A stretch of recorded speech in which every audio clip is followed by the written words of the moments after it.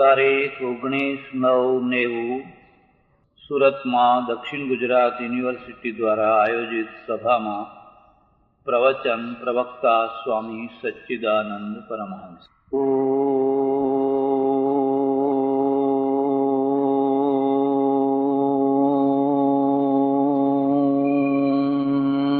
વંદે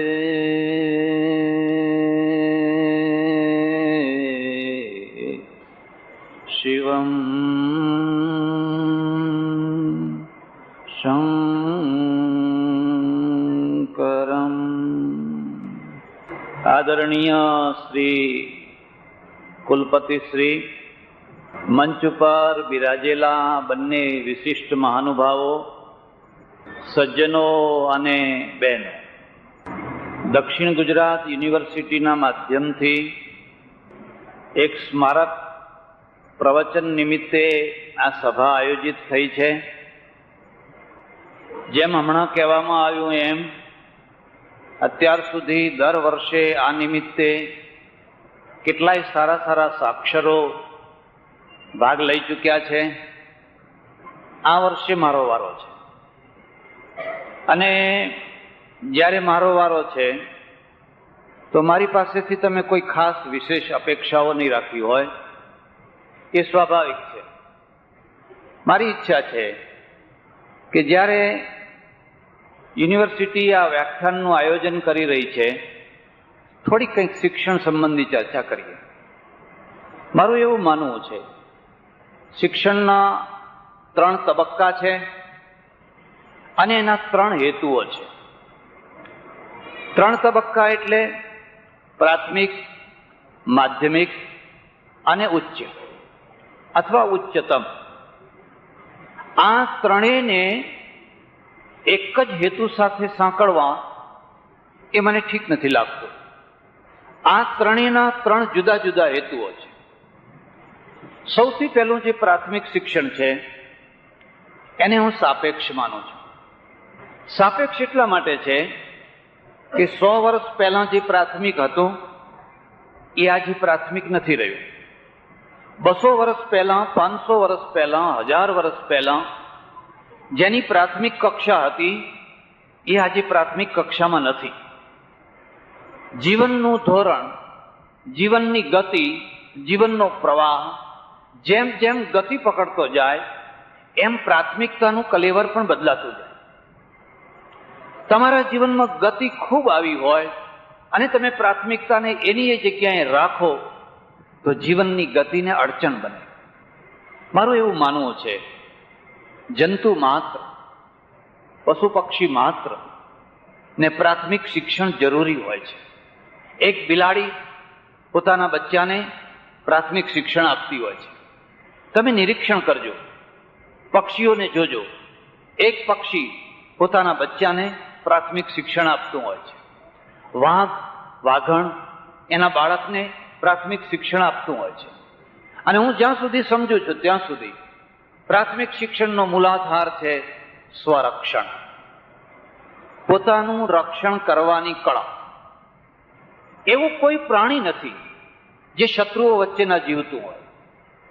તમને જો શોખ હોય, તમારી પાસે જો નિરીક્ષણ શક્તિ હોય તો તમે વર્લ્ડ લાઈફની કેસેટો જુઓ. પશ્ચિમના લોકોએ આ બાબતમાં ખૂબ પ્રયત્ન કર્યો છે. એક ઉધઈના પાછળ પડી જાય તો 1 કલાક સુધી તમને ઉધઈનું આખું બતાવે. સર્પની પાછળ પડી જાય તો સર્પની વાત બતાવે. આપણને નવાઈ લાગે કે આટલું ઝીણું ઝીણું આ બધું ક્યાંથી લાવે છે. કોઈ એવું પ્રાણી નથી જે દુશ્મનો વચ્ચે ન જીવતું હોય. અને હું તો એમ માનું છું, દુશ્મનો વચ્ચે જીવવાનું નામ જ જીવન છે. જેને દુશ્મન જ નથી હોતા એને જીવન જ નથી હોતું. તમારા જીવનને વિકસિત કરનાર તો તમારા શત્રુઓ છે. કેટલીક વાર લોકો એમ કહેતા હોય છે કે આ ભાઈ છે અજાત શત્રુ છે, એમને કોઈ શત્રુ જ નથી. તો હું આંખ મીચીને એમના માટે સર્ટિફિકેટ આપી શકું કે એમનું વ્યક્તિત્વ 0-0-0-0. આંખ મીચીને આપણે કહી શકીએ કે એમની પર્સનાલિટી, એમનું વ્યક્તિત્વ, એમના આદર્શો, એમના વિચારો 0-0 અને 0. તમારી પર્સનાલિટી, તમારું વ્યક્તિત્વ તો ત્યારે ખીલતું હોય છે કે કેટલા શત્રુઓ વચ્ચે કેટલી ખુમારીથી તમે જીવન જીવી શકો છો. દુશ્મનો જ તમને મજબૂત બનાવતા હોય છે. એનો અર્થ એવો નથી કે તમે અહીંથી નીકળી સીધા દુશ્મનો જ કરવા લાગી જાઓ. એનો અર્થ એવો નથી. એનો અર્થ એવો છે કે તમે જ્યારે એક વિશિષ્ટ પ્રકારનું જીવન જીવવા માંગો છો, એક ધ્યેયલક્ષી જીવન જીવવા માંગો છો, એક આદર્શલક્ષી જીવન જીવવા માંગો છો, કંઈક મહત્વનું કાર્ય કરવા માંગો છો, તો તમારે નક્કી સમજી લેવાનું કે એમાં અંતરાયો આવવાના જ. અને માણસ છે એ માણસની પ્રવૃત્તિના બે અંગ છે. એ પ્રવૃત્તિ કેટલી કરી શકે છે અને પ્રવૃત્તિના અંતરાયોને કેટલા સહન કરી શકે છે. પ્રવૃત્તિ કરવી એના પાછળ બહુ શક્તિ નથી ખર્ચવી પડતી હોતી, પણ પ્રવૃત્તિના અંતરાયોના પાછળ શક્તિઓ ખર્ચવી પડતી હોય છે.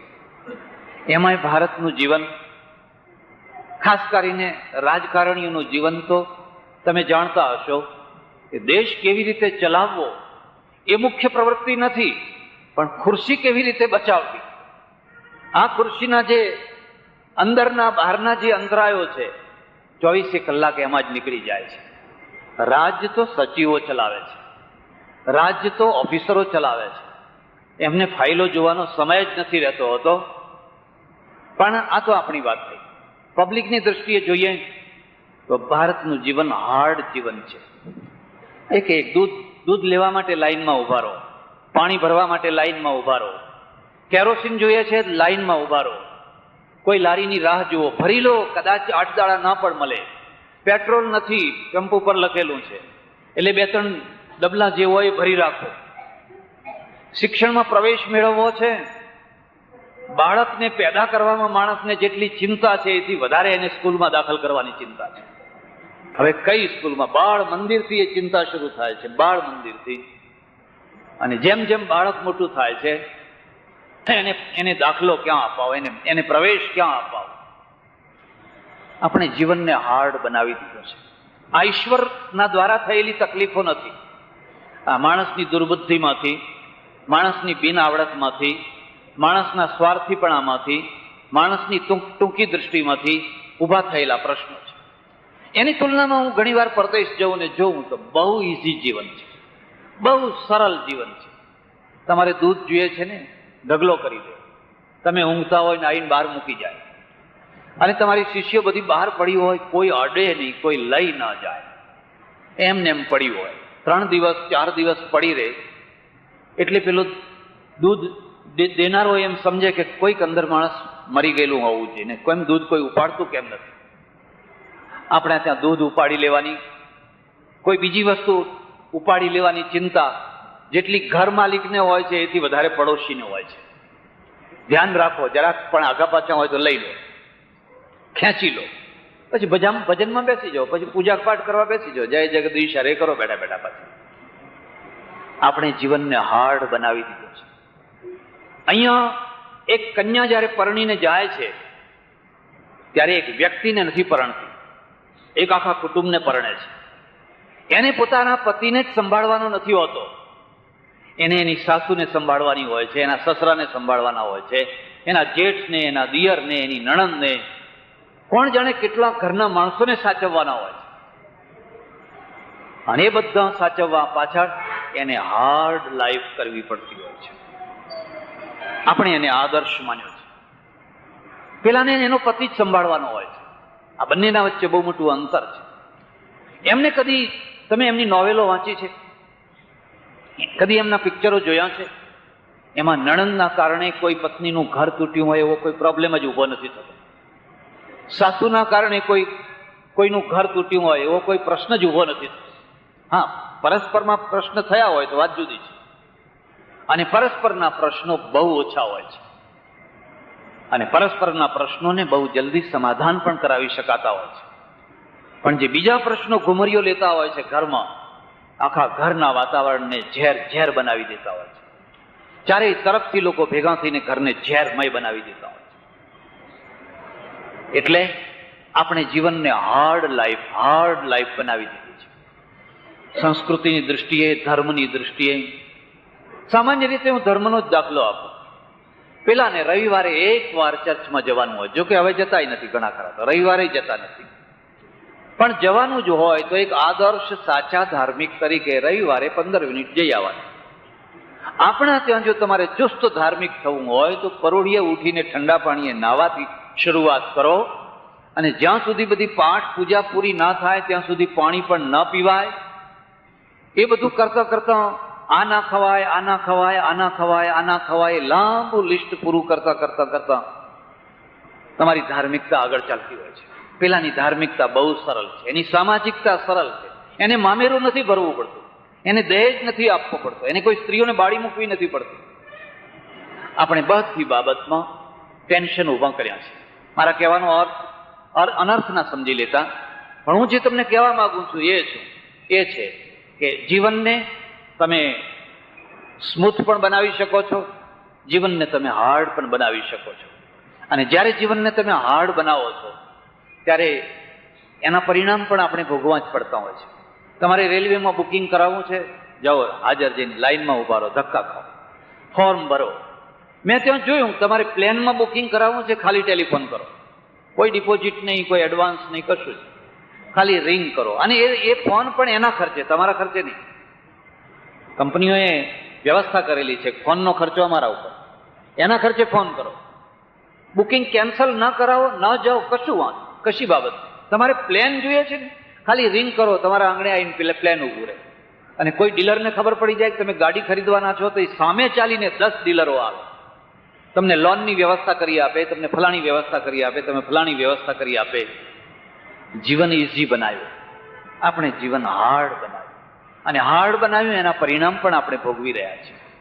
એટલે તમે જોશો કે પ્રાથમિક શિક્ષણ જેને કહેવાય, હું એનો અર્થ સમજુ છું સ્વરક્ષણ માટેનું શિક્ષણ. તમને નવી લાગશે, આખી સૃષ્ટિમાં, જીવ સૃષ્ટિમાં બળાત્કાર અને વ્યભિચારનું અસ્તિત્વ માત્ર માનવ જાતમાં જ છે. બીજી કોઈ જાતિમાં તમે મને બતાવો, કોઈ પશુ પક્ષી કોઈ જગ્યાએ આ બે વસ્તુઓ તમે મને બતાવો, ક્યાંય એનું અસ્તિત્વ નથી. એક કૂતરી પોતાનું રક્ષણ કરી શકે છે, એક ચકલી પોતાનું રક્ષણ કરી શકે છે, એક કબૂતરી પોતાનું રક્ષણ કરી શકે છે. એને સાચવવા માટે 10-15 કબૂતરોને સાથે નથી ચાલવું પડતું હતું, પણ એક સ્ત્રી પોતાનું રક્ષણ નથી કરી શકતી. એને સાચવીને લઈ જવી પડે છે, સાચવીને લાવવી પડે છે. એના માટે ચારે તરફ એક દિવાલ ઊભી કરવી પડે. કદાચ એનું એક કારણ હોય કે આપણે સંસ્કૃતિ વાળા છીએ, પેલા લોકોને કોઈ સંસ્કૃતિ નથી, અને એટલે એ વગર સંસ્કૃતિના કારણે કુદરતના સમીપમાં બહુ સરળ, બહુ ઈજી જીવન જીવે છે. મારે ત્યાં એક માણસ, મારા ઓળખીતા એક આવે, હમણાં થોડા સમય પહેલા કોલેજમાં ભણતો ત્યારે મને ખબર, આશ્રમમાં આવે. આજે તો મુંબઈમાં બહુ સારી નોકરી કરે છે. મેં એને કહ્યું, લે તું 30-32 પહોંચ્યો, હવે લગ્ન કરી લે. મને કે મકાન મળે તો લગ્ન કરું ને. નોકરી મળી છે પણ મકાન નથી મળતું, અને મકાન ન મળે તો લગ્ન કેવી રીતે કરવા? માણસની પોતાની ઉપજાવેલી આ સમસ્યા છે, કુદરતે ઉપજાવેલી નથી, કુદરતે ઊભી કરેલી આ સમસ્યા નથી. એની ચર્ચા નથી કરવી મારે. ને એટલું જ કહેવું છે, સ્વરક્ષણની જે તાલીમ, શિક્ષણ જંતુ માત્રને આપવામાં આવે છે. કોઈ નાના કીડાને તમે અડો, તરત જ ગૂંચળું થઈ જશે, તરત જ સંકોચાઈ જશે. કોઈને પણ એક હાથમાં પથરો લો, કાગડો ઉડી જવાનો, કાગડો બેસી નહીં રહે. અને એટલે એમનું અસ્તિત્વ છે, એટલે બચી શકે છે. માણસ જાત પણ જેમ જેમ વિકસિત થતી ગઈ, એના સામે પણ આ મોટા પ્રશ્ન હતા. સ્વરક્ષણની બાબતમાં જો વિચાર કરીએ તો હું આજે એમ કહી શકું કે પ્રાચીન દુનિયાની તુલનામાં આજે આપણે ઘણા સુખી છીએ. એ વાત ખોટી છે કે પહેલા બહુ સારું હતું, બહુ સારું હતું, એ વાત ખોટી છે. આ ભારતે પિંડારા જોયા છે, પિંડારોના જુલ્મો જોયા છે, નવાબોના, દરબારોના. કોઈ કાયદો નહીં, કોઈ કોર્ટ નહીં, કોઈ અપીલ નહીં, કોઈ પૂછનાર, મન ફાવે એવા કાયદા, જે તમે ધારો એ કરી શકો. જેને જંગલી ન્યાય કહેવાય, જંગલનો ન્યાય કહેવાય. વર્ષો સુધી આ દેશે આ બધું જોયું છે. અંગ્રેજોના આવ્યા પછી હું ઇતિહાસનો વિદ્યાર્થી છું, અને એટલે હું તમને કહી શકું, લગભગ 2500 વર્ષના ઇતિહાસમાં ભારતે સૌથી વધારેમાં વધારે શાંતિનો પિરિયડ જોયો હોય તો અંગ્રેજોનો કાળ છે. આટલો મોટો દેશ આંતરિક ખટપટોથી, આંતરિક યુદ્ધોથી જો સૌથી વધારેમાં વધારે લાંબા સમય સુધી બચીને રહ્યો હોય અને લોકો સ્થિર થઈ શક્યા હોય, મકાનો બાંધી શક્યા હોય, વેપારો વિકસાવી શક્યા હોય, અંગ્રેજોનો પિરિયડ છે. એના પહેલાના પિરિયડમાં તો તમે જુઓ, લોકો ઉચાળા ભરીને દોડતા જ હોય. કોઈ વર્ષ એવું નહીં જે વર્ષમાં યુદ્ધો ના થયા હોય, કોઈ વર્ષ નહીં એવું. એક વર્ષમાં નાના યુદ્ધો, મોટા યુદ્ધો, પબ્લિકના સ્થળાંતર થતા જ હોય, પબ્લિક ભાગ્યા જ કરતી હોય. અંગ્રેજોએ એક બહુ મોટી વ્યવસ્થા ગોઠવી દીધી. એટલી કોઈ ના પકડે બકરી નો કાને, દલપતરામની કવિતા છે, હરખ હવે તું હિન્દુસ્તાન. અને ઓછામાં ઓછી પોલીસથી, કોઈ એસઆરપી નહીં, કોઈ સીઆરપી નહીં, એ તો હવે આપણે ઊભી કરી. ઓછામાં ઓછી પોલીસથી આખા દેશનું તંત્ર જુઓ શાંતિથી ચાલતું હોય, એક વ્યવસ્થા શક્તિ છે. એટલે પ્રાથમિક શિક્ષણ છે સાપેક્ષ છે. પ્રજા છે, એ પ્રજાનું જે પ્રાથમિક શિક્ષણ છે એ છે ખેડૂતના દીકરાને હળ કેવી રીતે ચલાવવું, રબારીનો દીકરો છે એને બકરા કેવી રીતે ચારવા, ગાયો કેવી રીતે ચરાવવી. તમે રોડ ઉપર જતા કોઈ વાર નિરીક્ષણ કરજો, 200 ગાયો લઈને 2 રબારીઓ જતા હોય છે, બિલકુલ લાઈન સર ચાલતી હોય છે. એટલી વ્યવસ્થિત લાઈનથી અમારી તીર્થયાત્રાના માણસો નથી ચાલતા હોતા. અમે બધા સંઘ કાઢીએ, ડાકોર કે અંબાજીનો કેવો કાઢીએ, પણ એ બધા ઘેઠા છે ને, એ કોઈ ડાબું ચાલતું હોય, કોઈ જમણું ચાલતું હોય, કોઈ કંઈ ચાલતું હોય, કોઈ કંઈ ચાલતું હોય. પેલાની લાઈન તમે જોજો, એકાદ જરાક આમ તામ થતું હોય, ત્યાંથી આમ લાકડી કરે એટલે તરત વળી જાય. એને ખબર પડી કે આ લાકડી આમ થઈ એટલે આમ વળવાનું છે. એના ડચકારા એ સમજે છે. આ એનું પ્રાથમિક શિક્ષણ છે. મને કહેવામાં આવે કે તમે આ 200 બકરા ચરાવી આપો. મારી વાત જવા દો ને, જવાહરલાલ નહેરુને કહેવામાં આવે કે આ 60, 70, 80 કરોડ માણસોને ચરાવવાની રહેવા દો ને, 200 બકરા ચરાવી આપો ને. એક આમ જાય ને, એક આમ જાય ને, એક આમ જાય ને, એક આમ જાય. એ એનું પ્રાથમિક શિક્ષણ છે. અને પ્રાથમિક શિક્ષણ છે એટલે એ પ્રાથમિક શિક્ષણની દૃષ્ટિએ શિક્ષિત વ્યક્તિ છે. પણ સમયે ગતિ પકડી, અને ગતિ એવી પકડી કે તમારા પાસે જો અક્ષર જ્ઞાન ન હોય તો તમે માત્ર બકરા ચરાવીને, ખેતી કરીને, મિલ મજૂર થઈને જીવન જીવી ન શકો. તમારા માટે ક ખ ગ ઘ ભણવું જરૂરી બન્યું. એટલે પ્રાથમિક શિક્ષણનો સ્ટેપ મોટો થયો, એનો વ્યાપ મોટો થયો. અને શરૂમાં બહુ વર્ષો પહેલા મેં જોયું કે 4 ચોપડી ભણેલો હોય એને ભણેલો કહેવામાં આવે. તમને કદાચ ખબર હોય કે ન હોય, વસ્તુપાળ ને તેજપાળ 4 ચોપડી ભણેલા હતા. અને જે મુત્સદ્દીગીરીથી આખા ગુજરાતનું તંત્ર ચલાવતા હતા. સૌરાષ્ટ્રના કેટલાય રજવાડાના કેટલાય કોઠારીઓ, કારભારીઓ જુઓ તો 4 ચોપડી ભણેલા હતા. મોહનદાસ કરમચંદના પિતાશ્રી કબા ગાંધી 4 ચોપડી ભણેલા હતા. અને 4 ચોપડી ભણેલા હોવા છતાં પણ એ અભણ નતા. આજે અભણ કહેવાય. આજે 4 ચોપડી ભણેલો હોય તો લગભગ આપણે એને અભણ જ કહીએ. પણ એ જમાનામાં એ 4 ચોપડી ભણેલો માણસ ભણેલો હતો. મારું આખું કુટુંબ પરિવારમાં શિક્ષકોની નોકરી કરનારા, અને 7 ચોપડી ભણે એટલે શિક્ષક થઈ જાય. 7 ચોપડી ભણેલો માણસ તો ભણેલો કહેવાય. ગામમાં ચાલે તો આમ જરા વટથી ચાલે, સાહેબ કહેવાય. હવે આજે 7 ચોપડીની કોઈ વેલ્યુ નહીં. BA પાસ થયેલો બિચારો પટાવાળો થવા માંગે તો એ લોકો પટાવાળો બનાવવા તૈયાર નથી. કેમ? ગતિ પકડી.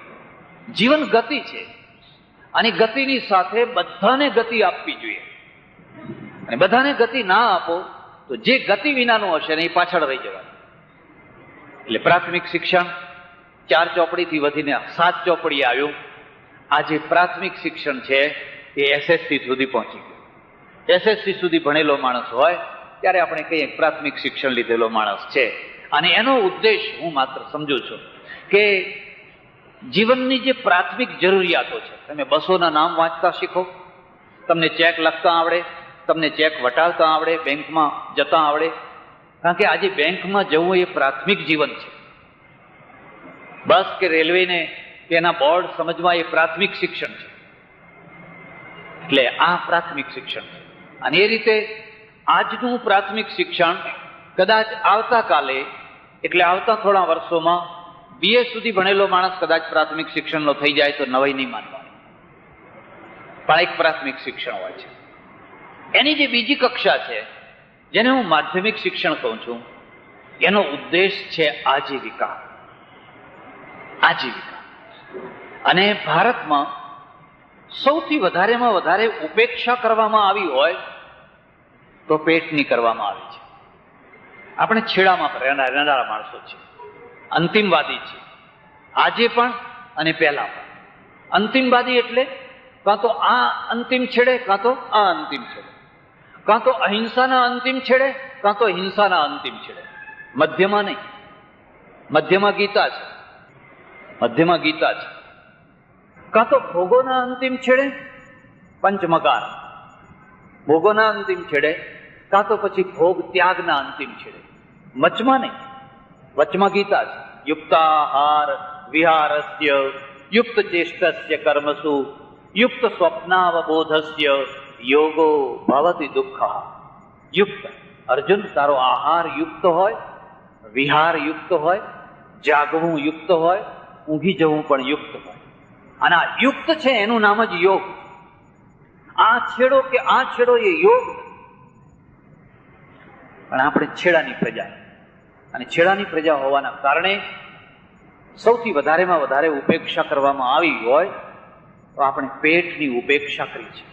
અને પેટની ઉપેક્ષા કરી છે એટલે આ દેશ ગરીબ થયો, દરિદ્ર થયો. આપણા ત્યાં વિદ્યાનો વિકાસ થયો, પણ વિદ્યાના વિકાસને આપણે રૂપાંતર કરી દીધું મોક્ષ માટે. વિદ્યા મોક્ષ માટે છે, પેટ માટે નહીં. હા, તમે પ્રાચીન ઋષિઓમાં જોશો તો એમણે પેટની ઉપેક્ષા નથી કરી. ભૂત્યૈ ન પ્રમદિતવ્યમ, હું 2 પૈસા કમાવામાં પ્રમાદ ના કરીશ. અન્નમ બહુ કુર્વે તદ્વ્રતમ, અન્નના ઢગલા કરજે. તમે જોશો, જેને આપણે ઋષિ પીરિયડ કહીએ છીએ એમાં જીવનની ઉપેક્ષા નથી થઈ. પણ પછી સાધુ પીરિયડ આવ્યો, શ્રમણ પીરિયડ, સાધુ પીરિયડ. અંતિમ છેડે પહોંચી ગયો. અરે પેટની ચિંતા શું કરો છો? એ તો તમારા નસીબમાં લખેલા પ્રમાણે તમને મળવાનું જ છે. તમારા કણ કણ ઉપર નામ લખેલું છે. એટલે તો લોકોમાં એક કહેવત છે ને, કણ કણ પે લિખા હૈ ખાને વાલે કા. બંગાળમાં 50 લાખ માણસો પગ ઘસીને મરી ગયા હતા અનાજ વિના, દુષ્કાળમાં. પણ આ પીરિયડ આવ્યો.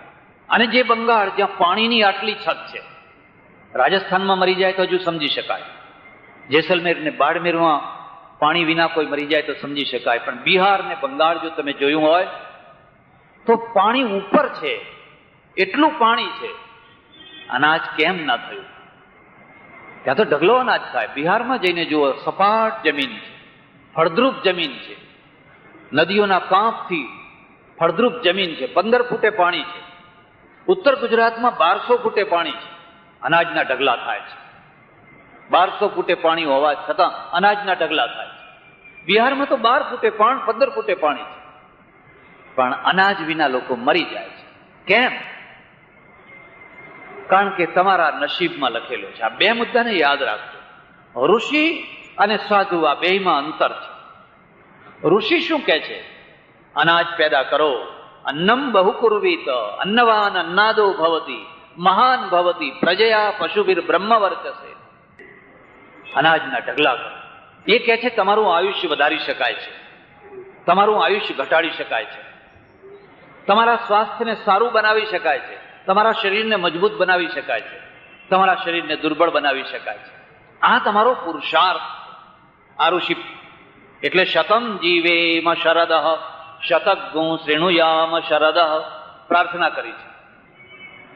પછી શ્રવણ પીરિયડ આવે છે એટલે કહે છે ક્યાં મરવું, ક્યારે મરવું, કેવી રીતે મરવું, એ બધું લખાયેલું છે. એમાં મીન મેઘ ના થાય. પુરુષાર્થ ગાયબ, આખો પુરુષાર્થ ગાયબ. તમારે કયા ટાઈમે મરવું એ બધું લખેલું છે. પૈસાદાર તમે કેમ થયા? કે પૂર્વના પુણ્ય કર્યા હતા એટલે પૈસાદાર થયા. આ માણસ ગરીબ કેમ થયો? કે પૂર્વના પાપ કરેલા એટલે ગરીબ થયો. મારી તો એક સજ્જન હમણાં થોડા સમય પહેલા આવેલા, એમણે મને એમ કહ્યું, એક માણસને જન્મતા કરોડાધિપતિના ત્યાં જન્મતા પારણું મળે છે, રમકડા મળે છે, બધી સગવડો મળે છે.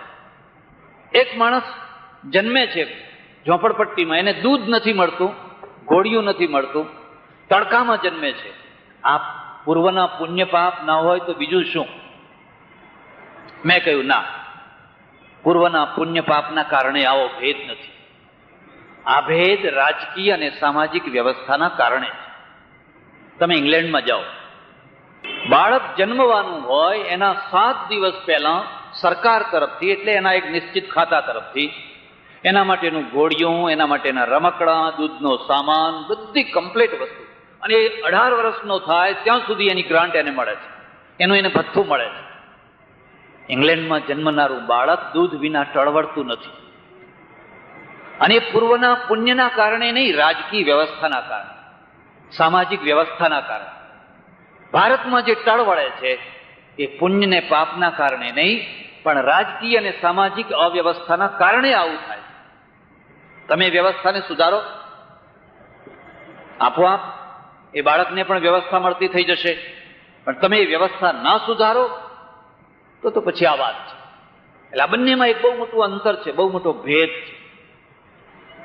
શ્રમણ પીરિયડ, સાધુ પીરિયડ, એણે આજીવિકાની ઉપેક્ષા કરી, માણસોને પ્રારબ્ધવાદી બનાવ્યા, માણસોને પ્રારબ્ધ તરફ વિશ્વાસુ બનાવ્યા, અને દાખલો આપ્યો, અજગર કરે ન ચાકરી, પંછી કરે ન કામ, દાસ મલુકા યું કહે સબકા દાતા રામ.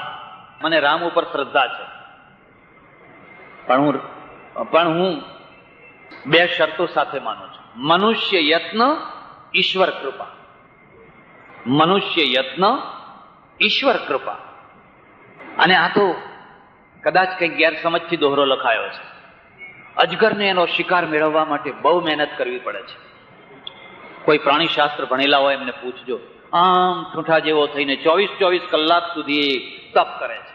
કોઈ સસલું, કોઈ હરણું જતું હોય અને એને લાકડું સમજીને આમ ઘસવા જાય એટલે પછી પકડી લે. એની આપોઆપ એને શિકાર નથી મળી જતો. અજગરને મહેનત કરવી પડે છે. અને પક્ષીને તમે આકાશમાં જોયા કરજો. મારી તમને ખાસ ભલામણ છે.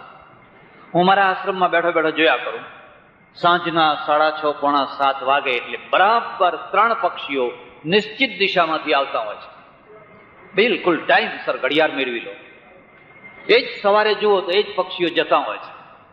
એક પક્ષી એના માળામાંથી 5 કિલોમીટર 10 કિલોમીટર દૂર ઉડીને જાય છે, પછી એને માંડ અડધું પેટ ખાવાનું મળે છે.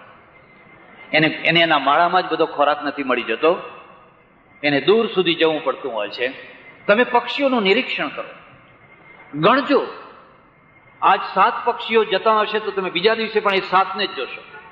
એ જ પ્રકારે લાઈન. અને એનસીસી વાળા શું ટ્રેનિંગ આપે બગલાઓની, કે જ્યારે જળચર પક્ષીઓની લાઈન જતી હોય તો એકદમ આમ રીધમ સાથે ઉડતા હોય, લાઈન સર. એનો એક નેતા હોય, એનો આગેવાન હોય, હોલ્ટ કહેનારો હોય, માર્ક કહેનારો હોય, એક વ્યવસ્થા છે.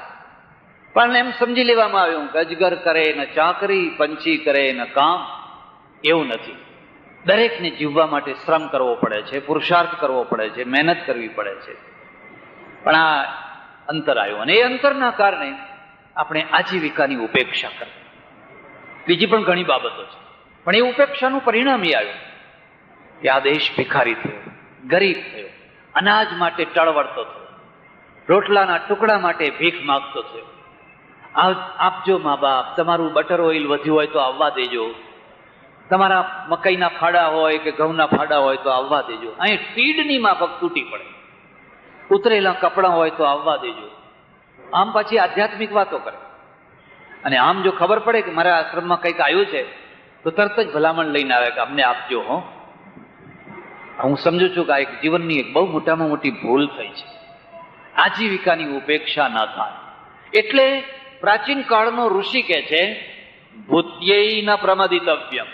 દેવ કાર્યે ન પ્રમદિતવ્યમ, પિતૃ કાર્યે ન પ્રમદિતવ્યમ. ભૂતિ એટલે ઐશ્વર્ય. બે પૈસા કમાવામાં તું પ્રમાદ ન કરીશ.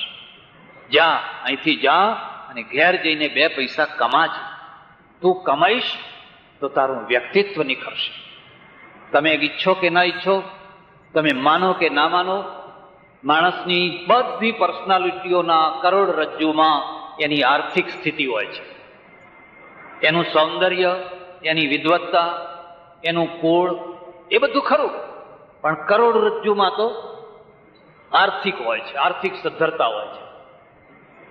કોઈ કન્યા આપવા આવે ને એટલે પહેલા જ પૂછે કે આ ઘર તમારા ઘરનું કે ભાડાનું? અને જ્યાં તમે એમ કહો ના ભાડાનું ને હવે ખાલી કરવું પડે એવું છે, એટલે તરત જ એનો અભિગમ બદલાવા લાગે કે ઘર પોતાનું નથી. જોકે ઘણા એવા હોશિયાર માણસો હોય છે કે ભાડાનું હોય તો કહી દે કે અમારું જ છે, પછી કન્યા થોડી પાછી જવાની હતી. અને બાજુના બે સારા દેખાતા હોય એ કહી દે કે આ અમારા છે. અને એની ઉપેક્ષા કરવામાં નથી આવી, અને એની ઉપેક્ષા પણ ન થવી જોઈએ. એટલે માધ્યમિક શિક્ષણ જે છે એને હું આજીવિકા માટેનું શિક્ષણ માનું છું. માણસની આજીવિકાની કક્ષાઓ રહેવાની. તમે ઈચ્છો કે ના ઈચ્છો, આ કક્ષાઓને મિટાવી નથી શકાતી. એક જ પ્રકારના માણસોને કલેક્ટર અને પટાવાળા બે ના બનાવી શકાય. જે પટાવાળો થઈ શકે એ જ કલેક્ટર પણ થઈ શકે, અને જે કલેક્ટર થઈ શકે એ પટાવાળો પણ થઈ શકે. ટકે શેર ભાજી, ટકે શેર ખાજા, એ અવ્યવસ્થા થઈ જાય. અને આ કક્ષાઓ છે ને એ આજીવિકાનું ધોરણ નક્કી કરે છે. આપણે એક બીજી ભૂલ કરી અને આ કક્ષાઓ જ્ઞાતિગત કરી દેવામાં આવી, વર્ણગત કરી દેવામાં આવી, યોગ્યતાગત નહીં. યોગ્યતાગત નહીં. જો યોગ્યતાગત કર્યું હોત તો આજના ઘણા પ્રશ્નો ના ઊભા થયા. આજે ઘણા પ્રશ્નો ઊભા થયા છે, પેટ જોડીને ઊભા કરેલા પ્રશ્નો છે. અને પ્રશ્નોને હલ કરવાની જગ્યાએ આપણે હવે વધારે બગાડીએ છીએ. એને વધારે બગાડવાનો પ્રયત્ન થઈ રહ્યો છે. પણ છતાં મુદ્દાની વાત આ છે કે આજીવિકા એક મુખ્ય વસ્તુ છે. આજીવિકાની દૃષ્ટિએ જોઈએ તો ભારતમાં મજૂર બેકાર નથી, કડિયો બેકાર નથી, સુથાર બેકાર નથી, લુહાર બેકાર નથી, કામવાળી બેકાર નથી. બેકાર છે બીકોમ બીએ થયેલા શિક્ષિત છોકરાઓ, બીએડ પાસ થયેલા શિક્ષિત છોકરાઓ. બહુ મોટો પ્રોબ્લેમ ઉભો થઈ ગયો છે. એ રોજ પેપર વાંચે છે, જોઈએ છે એક શિક્ષક, જોઈએ છે એક ક્લાર્ક. ઘણી વાર તો એવું લખ્યું હોય પહેલો પ્રયત્ન, બીજો પ્રયત્ન, ત્રીજો પ્રયત્ન, એવું પણ લખ્યું હોય. અને અરજીઓ કરી કરીને લોકો થાકે છે. 5 વર્ષ થઈ ગયા બીએડ પાસ કર્યા, હવે એના ગાલ બેસી ગયા છે, આંખો ઊંડી ઉતરી ગઈ છે. જીવન એક બહુ મોટી નિરાશામાં ખેંચાઈ રહ્યું છે. એડવર્ટાઇઝો વાંચી વાંચીને, ઇન્ટરવ્યુ આપી આપીને હવે એ થાકી ગયો છે. એને ખબર પડી ગઈ છે કે આ ઇન્ટરવ્યુ વાળા પણ ભારતીય છે. અર્થ સમજાતા? મારું એક પુસ્તક છે વિદેશ યાત્રાના પ્રેરક પ્રસંગો, વાંચજો. એમાં મેં એક પ્રસંગ લખ્યો છે લાકડાની તલવાર. અમારે ખંભાતનો બ્રહ્મભટ્ટનો છોકરો અમેરિકા જઈને નોકરી કરે છે, પછી વેકેશનમાં યોર્ક સિટી જાય છે, એના મિત્રના ત્યાં ઉતરે છે અને રાત્રે ટીવીમાં જાહેર ખબર જુએ છે. જાહેર ખબરમાં લખ્યું છે કે યોર્કમાં જે ટેન્ટની ફેક્ટરી છે એમાં થોડા આર્કિટેક્ટ જોઈએ છે, ડિઝાઇનરો જોઈએ છે. આ છોકરો બીજા દિવસે ઇન્ટરવ્યુમાં પહોંચી જાય છે. એની પાસે કોઈ સર્ટિફિકેટ નથી, કારણ કે આ તો ફરવા આવેલો છે, 2-5 દિવસ પાસ કરવા માટે આવેલો છે. કોઈ પ્રમાણપત્ર નથી, કોઈ ભલામણ નથી, કશું જ નથી. છતાંય પહોંચી જાય છે અરજી લઈને કે ભાઈ મારે પણ આ ડિઝાઇનર તરીકે કામ કરવાની ઈચ્છા છે. ઊંચા ઊંચા પેલા મોટા અમેરિકનો છે ને એ એની સામે, આ તો બિચારો જરા ખીંગણો દેખાયો છે, એને એક એવા હોલમાં લઈ જાય છે. મોટા મોટા ટેબલ ઉપર, મોટા મોટા કાગળો ઉપર પેન્સિલ લઈને સ્કેચ કરવા બેસાડે છે. સતત 4 કલાક સુધી લીટા દોરાવે છે. અને આ છોકરો દોરતો જાય છે, સ્કેચ કરતો જાય છે. 4 કલાક પછી કહે છે કાલથી હાજર થઈ જાઓ, નોકરીમાં કાલથી હાજર થઈ. મેં એ પ્રસંગને લખ્યો છે. અને આ જવાબ આપે છે કે ના, હું 3 મહિના પછી હાજર થઈશ. જે ફેક્ટરીમાં હું કામ કરું છું એને મારાથી છે ના આપી શકાય. અહીં મને પગાર બમણો મળવાનો છે, પણ એ કંપની જ્યાં સુધી બીજી વ્યવસ્થા ન કરે ત્યાં સુધી હું એ કંપનીને દગો દઈને અહીં નહીં. અને પેલાને લાગે છે કે આ માણસ માત્ર વિદ્વાન જ નથી, ક્વોલિટી પણ છે. વિદ્વત્તા અને ક્વોલિટી એ અલગ વસ્તુ છે. ઘણામાં વિદ્વત્તા હોય પણ ક્વોલિટી ના હોય. ક્વોલિટીનો અર્થ તમે સમજ્યા? જીવનના મૂલ્યો, જીવનના આદર્શો. અને આદર્શો છે ને એ જ માણસની મૂળ પર્સનાલિટી છે, એ જ એનું વ્યક્તિત્વ છે. પછી 3જા મહિને હાજર થઈ જાય છે. બધી ઘણી લાંબી વાત છે. મેં કહું, આવી રીતે તને નોકરીમાં રાખી લો? કે હા મહારાજ, હવે 7 વર્ષથી હું કામ કરું છું. આ ત્યાંનો ઇન્ટરવ્યુ છે. આપણા ઇન્ટરવ્યુ કેવી રીતે થાય છે તમને ખબર નહીં હોય, પણ BEd પાસ થયેલા કે બીજા છોકરાઓને જઈને પૂછો કેવી રીતે ઇન્ટરવ્યુ થાય છે. મારે અહીં એ ચર્ચા નથી કરવી, કારણ કે ચર્ચા સુખદાયી નથી, બહુ દુઃખદાયી ચર્ચા છે. નવાઈ એ છે, પેલા અમેરિકનો છે ને જે ઇન્ટરવ્યુ લઈને આ બ્લેક ચામડીવાળા ભારતીયને નોકરી આપનારા, એ ગૌમાંસ ખાનારા છે, દારૂ પીનારા છે, બિયર પીનારા છે, ક્લબમાં જઈને નાચનારા છે. આપણા ઇન્ટરવ્યુ લેનારા ડુંગળી નથી ખાતા, લસણ નથી ખાતા, ગીતા પાઠ કર્યા વિના મોઢા ઉપર પાણીનો છાંટોય નથી મૂકતા, અને નવરાત્રિના 2 વાગ્યા સુધી ગરબે રમે છે. ગણેશ ઉત્સવ હોય કે કોઈ ઉત્સવ હોય એમાં જરૂર ઉભા રહીને આમ પગે લાગે. એટલે એ તો બિચારા બટાકાય નથી ખાતા ને રીંગણાય નથી ખાતા, પણ એ ડુંગળી, લસણ, બટાકા, રીંગણા એ બધાનો દાટ વાળી નાખે છે લાંચ લેવામાં, લાંચ ખાવામાં વાંધો નથી. કારણ કે શાસ્ત્રમાં લાંચ શબ્દ આવ્યો જ નથી. એ વખતે કદાચ આ પ્રોબ્લેમ નહીં હોય એટલે એમાં ડુંગળી ના ખવાય, લસણ એ બધું લખ્યું છે, પણ લાંચની વાત જ નથી આવી.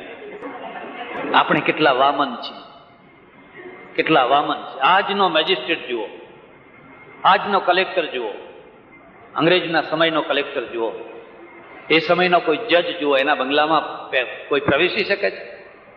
કોઈ રાજકારણ વાળો એને જજમેન્ટ લખાવી શકે છે? કોઈની તાકાત છે? ગાંધીજીનો કેસ હોય, અંગ્રેજ મનથી ગાંધીજીનો દુશ્મન હોય, પણ ન્યાય આપવા બેસે એટલે જે ન્યાય આપવાનો હોય એ જ આપે. આપણે કેવી રીતે નીચે ઉતરી ગયા? એટલે આજીવિકા છે, એ આજીવિકાની ઉપેક્ષા ના કરી શકાય. માણસ માટે જરૂરી વસ્તુ છે, મુદ્દાની વસ્તુ છે. અને એટલે સૌથી વધારેમાં વધારે બેકાર કોઈ હોય તો શિક્ષિત બેકાર છે. અને બહુ મોટો પ્રશ્ન ઊભો થયો છે. મારે આશ્રમમાં પટેલના છોકરાઓ આવે, ઘણા પેટલાદમાં વેપારીઓના ત્યાં નોકરી કરતા હોય, 200 રૂપિયે, 300 રૂપિયા તો બહુ થઈ ગયા. સવારે જાય ને રાત્રે આવે, 12 કલાકની નોકરી. આશ્રમમાં આરસપણ બેસાડનાર પેલો કારીગર આવ્યો, મેં જોયું કે 5 કલાક બેસાડે છે આરસપણ, અને 5 કલાકમાં 90 થી 100 રૂપિયા કમાય છે. મેં 1-2 પટેલના છોકરાઓને, બીકોમ વાળાને કહ્યું, લ્યા આ મહેતાગીરી પડતી મૂકો, આરસપણ બેસાડવો, ટાઇલ્સ બેસાડવો, ગ્લેઝ ટાઇલ્સ, એ કામ શીખી લો. તમે તો મહેનતુ છો, 200 રૂપિયા રોજના કમાશો. મને કહે, વાત સાચી મહારાજ, પણ પછી કોઈ કન્યા નહીં આપે. લોકો કહે છે કે હા પેલા પટેલનો છોકરો કડિયો થઈ ગયો એ ને, એમ કે કોઈ કન્યા નહીં આપે. પરદેશમાં કડિયાને કન્યાનો વાંધો નથી. આપણા છોકરા જઈને પરદેશમાં એરપોર્ટ સાફ કરે, પરદેશમાં વાંધો નથી, પણ અહીંયા એ કામ ના થઈ શકાય. અને અહીંયા એ કરો તો તમારું આખું સામાજિક માળખું ડોલી ઉઠે, અચમચી ઉઠે. એટલે આપણે જે પ્રશ્નો ઊભા કર્યા છે, આર્થિક પ્રશ્નો, ઉદરના પ્રશ્નો, એની સાથે તો આપણું સામાજિક તંત્ર, ધાર્મિક તંત્ર પણ સંકળાયેલું છે. જ્યાં સુધી આ પાયાની ક્રાંતિ નહીં થાય, આ પાયાનું પરિવર્તન નહીં થાય, તમે તમારા જીવનના પ્રશ્નોને હલ નહીં કરી શકો. જીવન વધુ ને વધુ હાર્ડ થતું જશે, દુરૂહ થતું જશે, એનો બોજ નહીં ઉપાડી શકાય. મારી તમને ભલામણ છે, સુરતમાં કોઈ બગીચો હોય, હોવો તો ના જોઈએ, તો એ નવાઈ કહેવાય. કારણ કે જે સુરતમાંથી ગાડી પાર કરવી એટલે અભિમન્યુનો ચક્રાવો પાર કરવો, આટલું બધું ગીચ સુરસ વસી ગયું હોય ત્યાં બગીચાની જગ્યા જ કેવી રીતે હોય? અને કદાચ બગીચો હોય તો ઝોપડપટ્ટી વાળા કેમ ના પહોંચ્યા ત્યાં? બંગલો ના બાંધી શકાય, પણ ઝોપડપટ્ટી માટે કોઈ જગ્યાએ એને કરવાની જરૂર જ નથી.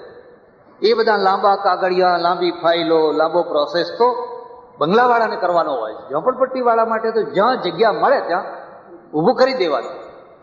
મારી વાતની નવાઈ ના કરશો કે આવનારા વર્ષોમાં તમારા બગીચામાં ઝોપડપટ્ટી ઊભી થાય અને એ ઝોપડપટ્ટીને લાઇટ આપનારા નીકળી આવે, એ ઝોપડપટ્ટીને પાણી આપનારા નીકળી આવે, કારણ કે બગીચો તો પૈસાદાર માટે છે. અને આ પૈસાદાર માટેના બગીચાને મૂકો ઊંચો, અહીં હવે ગરીબોને વસાવા છે. આ દેશમાં ગરીબોનું બહુ મોટું એક રાજકારણ ચાલે છે, અને એવું રાજકારણ ચાલે છે કે જેથી બીજું જે થવું હોય એ થાય, પણ ગરીબો કાયમ રહેવા જોઈએ, જેથી અમારું રાજકારણ કાયમ જીવતું રહે. અમારું રાજકારણ છે હંમેશા હંમેશા માટે જીવતું રહે. એટલે આજીવિકા છે એને હું મહત્વ આપું છું, એની ઉપેક્ષા નથી કરવાનું કહેતો.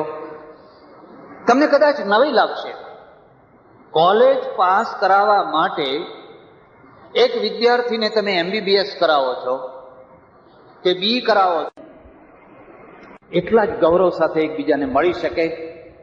અહીંયા પ્રોફેસરની પત્ની ને કડિયાની પત્ની એક ટેબલ ઉપર બેસી શકે ખરી? બંનેની પત્નીઓ એકબીજા સાથે એટલા જ ગૌરવ સાથે, એટલી જ સમીપતાથી મળી શકે ખરી? પેલી પૂછે કે તમારા ઘરવાળા શું કામ કરે છે? લેલું ચલા. હજુ લેલું તો તોય સારું, પેલો અસ્ત્રાવાળો આવી જાય બિચારો તો હજુ લેલાવાળા નહીં તો તોય ઠીક સ્થિતિ છે, પણ પેલા અસ્ત્રાવાળા અમારા પતિ તો આખો દાડો અસ્ત્રો ચલાવે છે કે તરત જ ઉઠીને બીજા ટેબલ ઉપર ચાલી. આનું નામ સમાજ ક્રાંતિ. તમારે આ કરવી પડશે, નહીં કરો તો તમે એટલા મોટા ગુંચવાઈ જશો. અને એટલે ઊંચું શિક્ષણ છે ને, ઊંચા શિક્ષણમાં બહુ થોડા માણસોને જવા દેવાના. બાકીના લોકોને કોઈને ઇલેક્ટ્રિશિયન બનાવી દેવાનો, કોઈને હેલ્પર બનાવી દેવાનો, કોઈને ટર્નર બનાવી દેવાનો, કોઈને ફિટર બનાવી દેવાનો, અને ગૌરવપૂર્વક જીવન જીવે. ત્યારે ત્રીજું જે શિક્ષણ છે, જે શિક્ષણને હું ઊંચું શિક્ષણ કહું છું, એ આજીવિકા માટે નથી. એને ભલા થજો, એને આજીવિકાનું માધ્યમ ના બનાવશો. એનો ઉદ્દેશ છે પ્રતિભાનો વિકાસ, અને પ્રતિભાનો વિકાસ આજીવિકા માટે ન હોય. આઈન્સ્ટાઈનનો પગાર ન હોય. આઈન્સ્ટાઈનનો પગાર કેટલો? રવિન્દ્રનો પગાર ન હોય. કોઈ યુનિવર્સિટીમાં રવિન્દ્રને પ્રોફેસર તરીકે રાખવામાં આવે, એનો પગાર કેટલો? રવિન્દ્રનો પગાર. ગાંધીજીનો પગાર ન હોય, દક્ષિણા હોય. પગાર અને દક્ષિણા અલગ વસ્તુ છે. પગાર એ મહેનતાણું છે. એક કલેક્ટરનો પગાર હોય, એક મામલતદારનો પગાર હોય, પણ કલાકારનો પગાર ન હોય, પ્રોફેસરનો પગાર ન હોય. આ નોકરી નથી, આ હોબી છે. આપણે પાયામાં ભૂલ કરી બેઠા છીએ. આ નોકરી નથી. મને જે ભણાવતા એ માણસ એવા ધૂની હતા, આખા ભારતમાં 4-5 માણસોમાં એમનું નામ આવે, એટલું પાંડિત. તેમના ગુરુએ કહેલું, વિદ્યા વેચાય નહીં. વિદ્યાની દક્ષિણા હોય, વિદ્યા વેચાય નહીં. કાશીમાં જયારે બીજા પંડિતો 2,000 રૂપિયા એ જમાનામાં પગાર મેળવતા, ત્યારે આ માણસની પત્નીને ફાટેલી સાડીઓ અને રોજના 18 પીરિયડ ભણાવે. રોજના 18. સવારના 8 વાગ્યાથી પલાઠી વાળીને બેસે, વચ્ચે જમવા ઉઠે, રાતના 10 વાગ્યા સુધી અસ્થલિત સરસ્વતીનો પ્રવાહ ધાડ ધાડ ધાડ ધાડ ધાડ ધાડ વયા જ કરતો. મહારાષ્ટ્રીયન બ્રાહ્મણ, ચોટલી, જરાક થોડુંક શામળું શરીર, દુબળું પાતળું, દરિદ્રતા, સુદામા જેવી દરિદ્રતા. જૂનું પુરાણું મકાન, કોઈ આવક નહીં. સંસ્કૃત ભણનારા વિદ્યાર્થીઓ એ પોતે જ અન્ન ક્ષેત્રમાં જમતા હોય તો ગુરુજીને શું આપે? 18 પીરિયડ. કોઈ પણ વિષય, કોઈ પણ બાબત, બસ પુસ્તક જોવાની જરૂર નહીં. એમના મકાનમાં ગરમી બહુ, પથ્થરનું મકાન. કાશીમાં બહુ ગરમી પડે. એ જમાનામાં મેં એક ક્રોમ્પ્ટનનો પંખો લઈ અને એમને ભેટ આપ્યો. એ લેવા તૈયાર નહીં. મેં કહ્યું તમારા માટે નહીં, પણ આ ભણવા બેસે એમને બધાને પરસેવો થાય છે, એમના માટે. મને કે ઠીક હે લેકિન બિલ કોણ ભરેગા? આ પંખાનું જે બિલ આવશે એ બિલ ક્યાંથી ભરાશે? અમારી યુનિવર્સિટીમાં એક બહુ સારા વાઇસ ચાન્સલર આવ્યા, આદિત્યનાથ ઝા, બહુ સારા માણસ આવ્યા. એમણે આખા ભારતમાંથી વીણી વીણીને રત્નો ભેગા કર્યા. મારી યુનિવર્સિટીને હું રત્નોથી ભરી દઉં. વીણી વીણીને રત્નો ભેગા કર્યા. પથરા ભેગા કરો તો લોહી નીકળે, પછી તમારા જ માથામાં વાગ્યા કરે. અકબરે રત્નો ભેગા કરેલા એટલે અકબર મહાન થયો. ગાંધીજીએ રત્નો ભેગા કરેલા, ઠેઠ પખ્તુનિસ્તાનથી માંડીને મદ્રાસ સુધી, પણ અબ્દુલ ગફ્ફાર ખાન તો અહીં ચક્રવર્તી રાજગોપાલાચારી, દરેક જગ્યાએ. એમ આદિત્યનાથ ઝા એમણે બધા રત્નો ભેગા કર્યા. કોઈએ કહ્યું કે આ બધામાં સૌથી કિંમતી રત્ન તો આ છે, હરિરામ શુક્લ. એમને કહ્યું તમે અમારી યુનિવર્સિટીમાં આવો. એમને કહ્યું હું પગાર લઈને ભણાવતો નથી, દશા જુઓ ઘરમાં, સવારે ખાવાનું હોય તો સાંજે ના હોય. અમારે એક ટીકાકાર થયા છે મલ્લીનાથ, કાલિદાસના ગ્રંથો ઉપર ટીકા કરનાર છે મલ્લીનાથ, બહુ પ્રચંડ વ્યક્તિત્વ. એમની પત્નીને પૂછ્યું તમારા ઘરમાં શું રસોઈ થાય છે? તો કે તસ્મય. તસ્મયનો અર્થ ખીર. તસ્મય એટલે ખીર, અને સંસ્કૃતમાં તસ્મયનો અર્થ થાય છે તેના માટે. એટલે ટીકા લખે ને એમાં વારંવાર તસ્મય શબ્દ આવે, તે તસ્મય તસ્મય એમ વારંવાર આવે. એટલે પેલી પત્ની કહે છે અમારા ઘરમાં તસ્મયની રસોઈ થાય છે. પેલી ટીકામાં જે તસ્મય લખાય ને એ તસ્મય. પ્રતિભા છે ને એની આ એક ખાસિયત છે. બે મહા માતાઓ બેઠેલી છે, એક સરસ્વતી છે ને એક લક્ષ્મી છે. લક્ષ્મીજી તો ખૂબ હૃષ્ટપુષ્ટ છે, તમે જુઓ ને, કારણ કે ફ્રીજની બાજુમાં જ રૂમ છે. હવે ફ્રીજની બાજુમાં રૂમ હોય અને શેઠિયાઓને તો મોટા ભાગે ડાયાબિટીસ હોય, લીવર ખરાબ હોય, હાર્ટ ખરાબ હોય, બધું ખરાબ જ ખરાબ. ફ્રીજ ઉપર તડાકો કોણ બોલાવે? લક્ષ્મીજી બોલાવે. અને લક્ષ્મીજી તડાકો બોલાવે એટલે એ બધું ચારે તરફ જુઓ તો આમ ખબર ના પડે કે માથું ક્યાં છે ને પગ ક્યાં છે, બધું આમ માથું. લક્ષ્મીજી બેઠેલા આમ હૃષ્ટપુષ્ટ, લાંબી લાઈન નાખેલી, માં મને તમારા ખોળામાં બેસાડો, તમારા ખોળામાં બેસાડો. લક્ષ્મીજી હામુય ના જુએ. જેના ત્યાં ગ્રાહક બહુ હોય એને તો સહેજે અહંકાર આવે જ, પણ પછી એકાદને બેસાડે ને ખુશ થઈ જાય, એનું નામ બિરલા પડે. બીજાને બેસાડે તો એનું નામ ટાટા પડે, કોઈ રોકફેલર થાય, કોઈ કઈ થાય, ખુશ થઈ જાય. અને પેલા ઉતાવળ કરતા હોય, આજે જેમ બધા નોકરી માટે ઉતાવળ કરે છે, પેલા મારે લાખ ગબડાવી દે, કારણ કે સીટ થોડી છે ને બેસનારા ઘણા છે. બીજી બાજુ સરસ્વતી બેઠી છે, દુબળી પાતળી, કારણ કે એના ઘરમાં ફ્રીજ જ નથી. એકદમ સફેદ સાડી પહેરેલી છે, નથી કોઈ દાગીના, નહીં કઈ શણગાર, કશું જ સાવ દુબળી. ત્યાં રેંજી પેંજી 3-4 છોકરાઓ ઉભા છે, લાંબી લાઈન નથી, 3-4 જ છોકરાઓ ઉભા છે. એનાય હાડકા દેખાય છે અને સરસ્વતીના હાડકા દેખાય છે. માં મને તમારા ખોળામાં બેસાડો. એ સરસ્વતી કે મારા ખોળામાં બેસીને શું કરીશ? જાને પેલી લાઈનમાં મારા સ્તનમાં દૂધ નથી, મારા ખોળામાં બેસનારને પોતાનો અંગૂઠો ચૂસીને જીવવું પડશે. અને પણ એ તો દૂધ જ દૂધ છે. જાને એ લાઈનમાં, એટલે વરી બેઠા બે નીકળી જાય. વાત તો સાચી છે, મોડા તો મોડા, પણ આ લાઈનમાં જ હોય. પણ પેલા બે કેવા હોય ને ખસે જ નહીં. અમારે અંગૂઠો ચૂસશું, પણ અમારે તો તારા ખોળામાં જ બેસવું છે. ને પછી સરસ્વતી ઉપાડીને પોતાના ખોળામાં બેસાડે. એનું નામ શેક્સપિયર થાય, એનું નામ કાલિદાસ થાય, એનું નામ રવિન્દ્ર થાય, એનું નામ આઈન્સ્ટાઈન થાય. બિરલા મરી જાય, ટાટા મરી જાય, પણ શેક્સપિયર ના મરે, કારણ કે અંગૂઠો ચૂસીને જીવ્યો છે. હું શેક્સપિયરનું મકાન જોવા ગયેલો.